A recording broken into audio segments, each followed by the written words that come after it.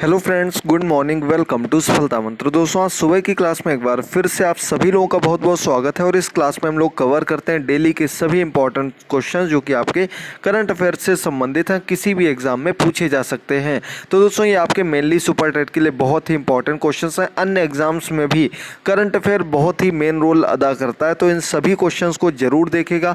आज डेट है 27 मई। 27 मई से संबंधित सभी क्वेश्चंस आज आपको इस क्लास में कराए जाएंगे। साथ ही साथ दोस्तों, करंट अफेयर की पुरानी जनवरी से लेकर के अभी तक की सभी क्लासेस को देखने के लिए नीचे दिए गए लिंक पर जाकर के पूरी प्लेलिस्ट में सभी क्वेश्चंस एक ही स्थान पर देख सकते हैं। शाम को 5:30 बजे आपकी करंट जो सुपर टेट की तैयारी चल रही है उसकी क्लासेस भी लेकर आते हैं। उनको देखने के लिए चैनल को सब्सक्राइब करके बेल आइकन को प्रेस करना मत भूलें। चलिए बढ़ते हैं पहले क्वेश्चन की ओर। जल्दी से प्रत्येक क्वेश्चन देखिए, समझिए। पहला क्वेश्चन है, हाल ही में किस राज्य में खेल को उद्योग का दर्जा देने पर मंजूरी दे दी गई है? यानी कि खेल को, जो स्पोर्ट्स होते हैं उनको भी उद्योग का दर्जा दे दिया गया है एक राज्य में।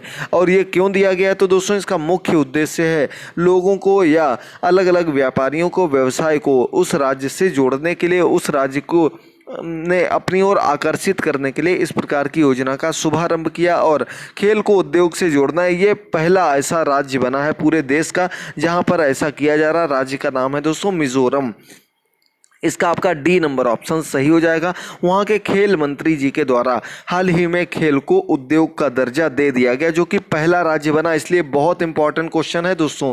इसको आगे कभी मौका मिला तो पूरे विस्तृत रूप में एक अलग से क्लास में बताएंगे, क्योंकि यूपीएससी में इस प्रकार के क्वेश्चन आपसे जरूर पूछे जा सकते हैं।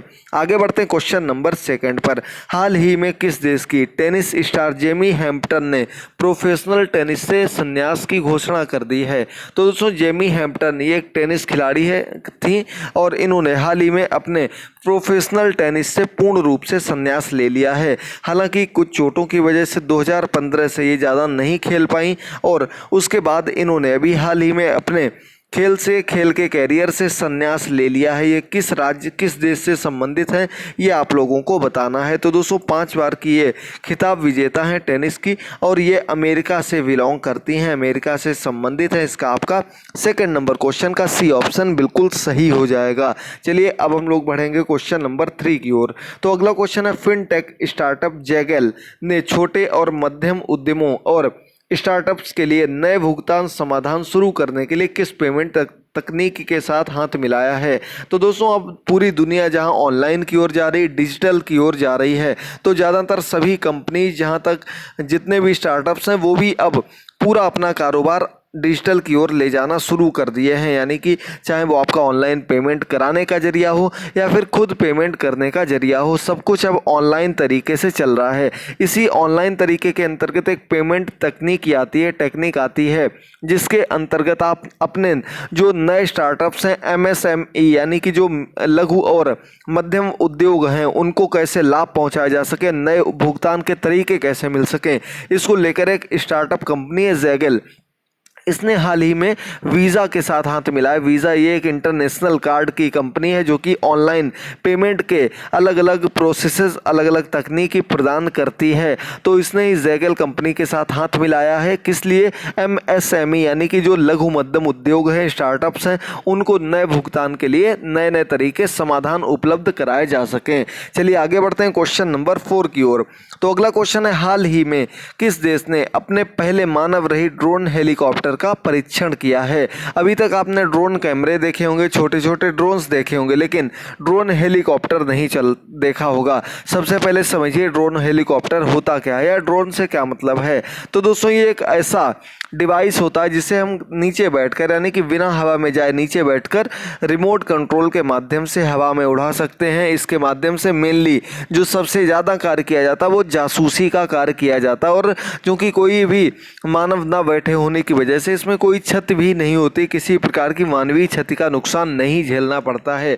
लेकिन हाल ही में वो ड्रोन छोटे होते थे।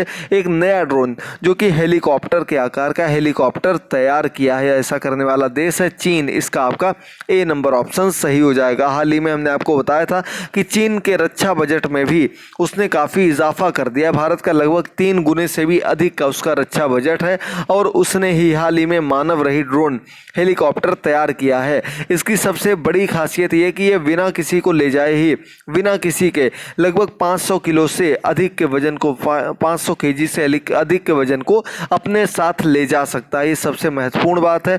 और बताया जा रहा है कि ये भारत तिब्बत सीमा बॉर्डर पर तैनात किया जाएगा जासूसी करने के लिए, नज़र रखने के लिए। तो 4 नंबर क्वेश्चन का ये ऑप्शन बिल्कुल सही हो जाएगा। चलिए बढ़ते हैं अगले क्वेश्चन की ओर। क्वेश्चन नंबर 5, सुप्रीम कोर्ट के मुख्य न्यायाधीश AK सीकरी ने कागज रहित विवाद समाधान के लिए किसका उद्घाटन किया? तो दोस्तों, कागज रहित का मतलब होता है पेपरलेस, यानी कि बिना किसी पेपर के, बिना किसी अन्य कानूनी कार्यवाही के सीधे सीधे मामलों को निपटाना, घरेलू मामलों को निपटाना। मुख्य रूप से ये डॉक्टर श्री AK सीकरी जी, ये पूर्व न्यायाधीश हैं सुप्रीम कोर्ट के। इन्होंने हाल ही में एक केंद्र का, एक सेंटर का उद्घाटन किया। इसका नाम है भारतीय विवाद समाधान केंद्र। इसका आपका C नंबर ऑप्शन बिल्कुल सही हो जाएगा। IDRC के नाम से जाना जाएगा। इसका आपका C नंबर ऑप्शन सही हो जाएगा। मुख्य रूप से विदाउट एनी पेपर, इसका मेन काम यह है कि पूरे विवाद को बिना पेपर के सुलझा देना। क्वेश्चन नंबर 6 की ओर बढ़ते हैं। तो किस राज्य ने केंद्रीय कृषि सुधार योजना के तहत अद्वितीय सौर बाढ़ कृषि सुरक्षा कार्यक्रम को लागू करने के प्रारंभिक कार्य शुरू कर दिए? तो दोस्तों, केंद्र सरकार की ओर कृषि को सुधार करने की जो योजना लागू की गई है, कृषि में कैसे बदलाव किए जा सकें, इसको लेकर जो योजनाएं लागू की गई हैं, तो उसमें सौर बाढ़ के माध्यम से कृषि करना, उसको सुरक्षा मुहैया कराना, ये सभी कार्य को लेकर एक प्रारंभिक कार्य, उसकी जो रूपरेखा थी, प्रारंभिक कार्य थे, वो प्रारंभ कर दिए गए। ऐसा करने वाला राज्य है दोस्तों D नंबर ऑप्शन, तमिलनाडु राज्य। 6 नंबर क्वेश्चन का आपका D ऑप्शन बिल्कुल सही हो जाएगा। साथ ही साथ दोस्तों, आपको बताते चलें, अगर आपको क्लासेस पसंद आ रही हो, क्वेश्चंस अच्छे लग रहे हो, तो पिछली क्लासेस के तरीके लाइक कमेंट शेयर जरूर करिएगा। आपके लिए ये डेली क्लास लाते हैं, सुबह की क्लास होती है। बहुत बहुत स्वागत है सभी लोगों का। आपको बहुत अच्छे से पूरी तैयारी कराई जाती है, इसलिए सभी लोग क्लास के एंड तक जरूर रुका करिए दोस्तों। बहुत अच्छे से आपकी प्रॉपर तैयारी की जाती है। साथ ही साथ आपकी सुपर टेट की पूरी 100% तैयारी प्रारंभ कराई जा चुकी है। व्हाट्सएप ग्रुप आज शाम तक बना दिया जाएगा, जिसका कि आपको पहले ही आप लोग मैसेजेस कर चुके हैं। तो आगे के मैसेजेस आप कुछ समय के बाद लेंगे, क्योंकि हम सिर्फ ये चाहते हैं कि जो भी हमारे साथ जुड़े, सिर्फ वही लोग जुड़ें जो 100% अच्छा करना चाहते हैं। तो सुपर टेट की क्लास कल हिंदी वर्णमाला की क्लास हुई थी शाम को 5:30 बजे। अगर आपने ना देखा तो लिंक नीचे दिया गया है।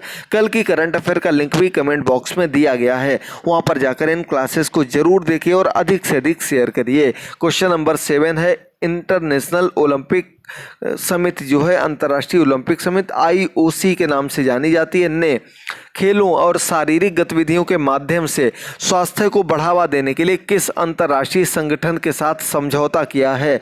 तो दोस्तों, अंतर्राष्ट्रीय ओलंपिक समिति विश्व की सबसे बड़ी खेल समितियों में से एक गिनी जाती है, और इस खेल समिति ने हाल ही में WHO के साथ, वर्ल्ड हेल्थ ऑर्गेनाइजेशन के साथ कोविड-19 से बचने के लिए, लोगों को जागरूक करने के लिए और खेलों और शारीरिक गतिविधियों के माध्यम से स्वस्थ बनाने के लिए, बच्चों को, व्यक्तियों को स्वस्थ बनाने के लिए WHO के साथ अंतर्राष्ट्रीय ओलंपिक समिति ने हाथ मिलाया है, और इसको लेकर टी-शर्ट वगैरह भी जारी कर दी गई हैं। इसका मुख्य उद्देश्य है सभी को जागरूक करना, उनकी जो इम्यूनिटी पावर है उसको बढ़ाना। ये इन चीज़ों का मुख्य उद्देश्य होता है। A नंबर ऑप्शन सही हो जाएगा।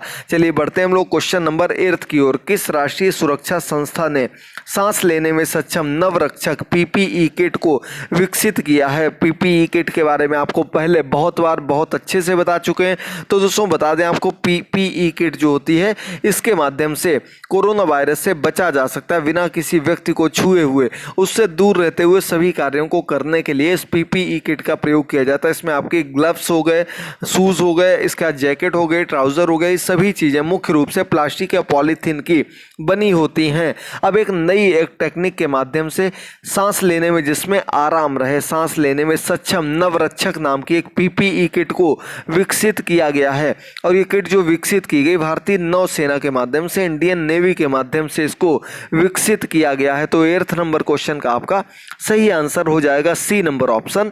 जल्दी से देखिए, समझिए। चलिए बढ़ते हैं हम लोग अगले क्वेश्चन की ओर, क्वेश्चन नंबर 9 की ओर। अगला क्वेश्चन है, भारत ने किस देश को इंडिया वॉर गेम सेंटर नामक अत्याधुनिक सैन्य प्रशिक्षण सुविधा केंद्र सौंपा है? तो दोस्तों सबसे पहले आपको पता होना चाहिए ये वॉर सेंटर एक सेंटर है, यानी कि अलग अलग टेक्निक्स के माध्यम से सभी फोर्सेस को बहुत अच्छे ढंग से वॉर के लिए, युद्ध के लिए तैयार करना, उनको प्रशिक्षण देना। और इस जो सेंटर का नाम रखा गया, इस आधुनिक सैन्य प्रशिक्षण सुविधा केंद्र का नाम रखा गया इंडिया, क्योंकि इसे इंडिया ने ही बनाया और अपने लिए नहीं बनाया। सबसे बड़ी बात, इसे एक देश को देने के लिए बनाया। वो देश इनमें से कौन सा है? क्वेश्चन नंबर 9 इसका आपका सही ऑप्शन हो जाएगा दोस्तों बी नंबर ऑप्शन। और इसके यूपीडीएफ फोर्स है, ये आपकी डिफेंस फोर्स है युगांडा की, Uganda peoples of defence force. इनके लिए ये इंडिया नामक war centre, war training centre launch किया है। इसका आपका बी नंबर ऑप्शन बिल्कुल सही हो जाएगा। उम्मीद करते हैं क्वेश्चन आपको क्लियर हो गया होगा। क्वेश्चन नंबर 10 की ओर बढ़ते हैं। किस मंत्रालय ने ड्रग रेगुलेटरी सिस्टम में सुधार के लिए नई समिति का गठन किया है? सबसे पहले दोस्तों आपको बता दें, काफ़ी लोगों के मन में क्वेश्चंस है जो आज की क्लास, कल की क्लास में वर्णमाला की आपको शाम को दी थी, उसमें काफ़ी लोग कह रहे हैं ये क्लास जो है सिर्फ सुपर टेट के लिए है क्या? तो आपको बता दें दोस्तों, जिस भी सब्जेक्ट में आपकी, जिस भी एग्जाम में आपकी हिंदी व्याकरण, हिंदी वर्णमाला पूछी जाएगी, उसके लिए बहुत अच्छे ढंग से आपको वो टॉपिक क्लियर कर दिया गया। आप लोग एक बार उस क्लास को, उस टॉपिक को जरूर देखिए और शेयर करिएगा। क्वेश्चन नंबर 10, किस मंत्रालय ने ड्रग रेगुलेटरी सिस्टम में सुधार के लिए नई समिति का गठन किया है? ड्रग रेगुलेटरी सिस्टम यानी कि आपका दवा से संबंधित क्षेत्र है। दवा लेने के लिए एक नया सिस्टम, नई जो सरकार के द्वारा नए नए रेगुलेशन जारी किए जाते हैं, उनमें संशोधन कर दिया गया है। इसके लिए नई समिति का गठन किया गया। इस समिति को किसने गठित किया? मंत्रालय का नाम है दोस्तों बी और सी मिलकर के स्वास्थ्य मंत्रालय और परिवार कल्याण मंत्रालय, इन दोनों के माध्यम से इसका गठन किया जाएगा। डी नंबर ऑप्शन सही हो जाएगा। मुख्य रूप से जो इसमें शामिल होंगे, इसके अध्यक्ष होंगे समिति के, वो होंगे स्वास्थ्य मंत्री डॉक्टर हर्षवर्धन। इनको भी हाल ही में WHO के अध्यक्ष के रूप में चुना गया था। आप लोगों को अच्छे से याद होगा, इंपॉर्टेंट क्वेश्चन है, इसीलिए बार बार आपको रिपीट करते हुए बताते चलते हैं। चलिए अब आज का अंतिम क्वेश्चन है और आज थोड़ा अलग ढंग से क्वेश्चन पूछते हैं। 25 मई को इनमें से कौन सा दिवस मनाया गया? अभी तक हम आपसे पूछते थे दिवस, पूछते थे कि कब ये बनाया गया। अब आपको सीधे सीधे बताना है कि कौन सा दिवस 25 मई को हाल ही में मनाया गया। 25 मई यानी कि परसों की डेट थी, आप लोगों को अच्छे से याद होगा। और परसों जो इनमें से दिवस मनाया गया, आप लोग चारों ऑप्शंस देखिए, इसका आपका ए नंबर ऑप्शन सही होगा, बी नंबर ऑप्शन सही होगा। विश्व थायराइड दिवस मनाया जाता है। दूसरी अंतर्राष्ट्रीय गुमशुदा बाल दिवस, ये दोनों चीज़ें 25 मई को दोनों पर्व मनाए जाते हैं। अंतर्राष्ट्रीय गुमशुदा बाल दिवस और विश्व थायराइड दिवस, थायराइड के प्रति लोगों को जागरूक करने के लिए दिवस मनाया जाता है। 11 नंबर क्वेश्चन का आपका सी ऑप्शन सही हो जाएगा। इंपॉर्टेंट क्वेश्चन था, याद कर लीजिएगा, अच्छे से क्लियर हो गया होगा। अब बात करते हैं दोस्तों, हमने कल की क्लास में आपसे क्वेश्चन पूछा था कि जो पश्चिम बंगाल है उसे केंद्र सरकार की ओर से कितनी मदद दी गई? तो इसका सबसे सटीक आंसर आपका हो जाएगा दोस्तों, मदद दी गई थी एम्फान तूफान के कारण। बहुत तेजी से चलने वाला तूफान था। इस तूफान के कारण हाल ही में ये आपके बहुत नुकसान पहुंचा है। किसको? पश्चिम बंगाल को और उड़ीसा को। तो पश्चिम बंगाल राज्य के में दोस्तों 1000 करोड़ रुपए की मदद केंद्र सरकार के द्वारा पहुंचाई गई है। तो इसका आपका सही आंसर कौन सा हो जाएगा दोस्तों? इसका आपका सही आंसर हो जाएगा 1000 करोड़, और उड़ीसा को 500 करोड़ रुपए की मदद पहुंचाई गई है। दोनों ही आपको याद रखने, कंफ्यूज नहीं होना सबसे बड़ी बात। सबसे ज़्यादा कंफ्यूजन आप लोगों को इस प्रकार के क्वेश्चंस में हो जाता है। दोस्तों आपको बता दें कि नीचे आपको कल की क्लास का, करंट अफेयर का भी और हिंदी की क्लास का लिंक दिया गया है। तुरंत जाइएगा, क्वेश्चंस को देखिएगा, और अगर क्लास पसंद आए तो नीचे दिए गए टेलीग्राम ग्रुप से जरूर जुड़ जाइएगा। सभी क्लासेस के PDFs आपको बिल्कुल फ्री में शेयर किए जाएंगे। पूरी तैयारी सुपर टेट की यहीं पर कराई जाएगी। अब आज का प्रश्न है, PPE किट उत्पादन के मामले में कौन सा देश दूसरे स्थान पर रहा? उत्पादन के मामले में, तैयार करने के मामले में PPE किट के जो देश दूसरे स्थान पर रहा है वो कौन सा देश है, ये आप लोगों को बताना है। आज का प्रश्न यही रहा आपका। अब आपको क्लास पसंद आई हो तो दोस्तों थोड़ा सा 1-2 सेकंड का समय लगेगा, जरूर बताएगा। इसके साथ ही साथ दोस्तों हमको बता दें कि कल की क्लास में जो सटीक आंसर आए थे उसमें प्रिया मिश्रा जी ने पूरी व्याख्या से बताया, मोहित श्रीवास्तव जी ने बताया, मीनाक्षी राघव जी, जाकिर हुसैन जी, अभिषेक गौरी, श्रद्धा सोनम, मानस और शेष हर्ष जी के आंसर्स बिल्कुल सही आंसर, बाकी लोगों के भी सही हैं। बचे हुए लोगों के नाम नेक्स्ट क्लास में लिए जाएंगे। तो आप लोग कमेंट बॉक्स में कमेंट करना मत भूलिएगा। क्लास को लाइक करिए, शेयर करिए, चैनल को सब्सक्राइब करिए, बेल आइकन को जरूर प्रेस कर दीजिए। थैंक यू दोस्तों, गुड बाय, टेक केयर।